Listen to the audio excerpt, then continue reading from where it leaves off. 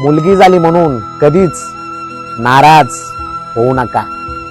मुलगी ही लक्ष्मीच्या पावलांनी येते, माईच्या पोटी जन्म घेते, बापाच्या आधाराने वाढते आणि मोठी झाल्यावर सासरी नांदायला जाते. सासरी जाताना तीनदा मागे वळून पाहते. कन्या सासुऱ्याशी जाय, मागे परतोनी पाही. पण तिला माहित असतं सासरी जाऊन संसार करण्यातच माय बापाची इज्जत आहे. सुखाने संसार करते, ऊन वारा पाऊस संकट सगळं सहन करते.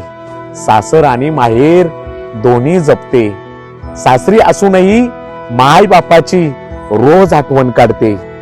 जी मुलगी बाप मेल्यावर सगळ्यात जास्त रडते ती मुलगीच असते.